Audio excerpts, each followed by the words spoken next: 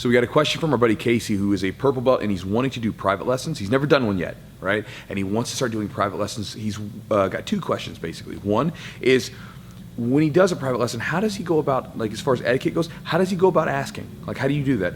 And then as far as once the private lesson's set, should he come in with an agenda, or should he just let the coach show what they want to show? So Casey, first off, dude, thank you for the question.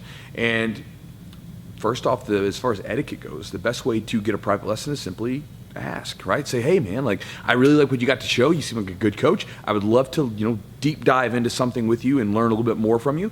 How much is a private lesson, right? And just ask them.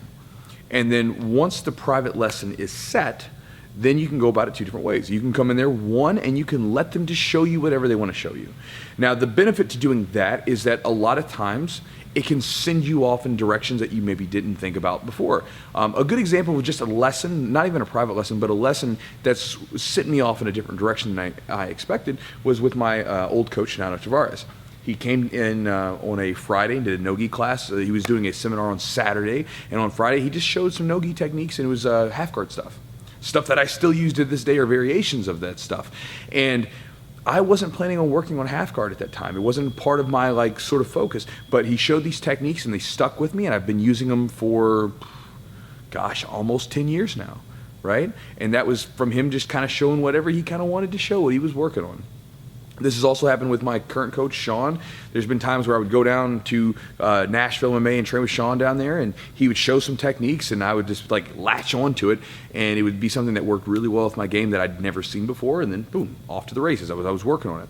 So coming in and just letting them show you could definitely be beneficial. Now, the flip side to it is, okay, you can come in with an agenda. Now, if you come in wanting to learn something specific, try to narrow it down. And the reason I say this is because sometimes I'll do I don't do them very often anymore, but when I would do private lessons back in the day, people would come in and say, okay, I want to work on guard. Pretty broad, right? There's a lot of things you can do with them from there. So you want to come in with something specific, right? Come in with I'm having a problem here, or when I do my arm bar, this happens, or even if maybe you're not having problems with something, maybe you say, listen, I would just like to have a better arm bar, whatever it might be, right? Coming with something specific. And the reason I say that is because for me personally as a coach, when someone spends that extra money to do a private lesson with me, I really want you to get something out of it. I don't want it to be something where, okay, thanks for your money, move through the motions, and all right, get the hell out of here. I really want to give you some good stuff. Right, I really want you to be able to leave this private lesson, immediately go roll, and then afterwards be like, yes, man, that was awesome. It worked, right? I want to fix things for you. And so a lot of times coaches, just by nature of what we do, we're problem solvers. So find that specific thing that you want to work on and let us help you solve that problem that you're having, whether that be the problem of just not having a good technique, or maybe it's a problem that you're getting, something's getting stopped in your game. So come in with something specific if you want to work off your own agenda. Now, the couple tips that I might share otherwise is, maybe one tip, is to do them consistently.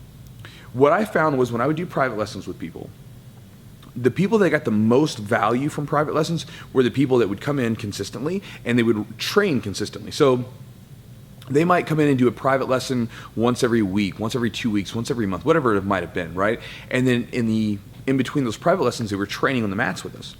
And so this gave us a unique ability to take some techniques, try to fix some problems, give them something different, whatever it might be, and then send them back off into the rolling, right?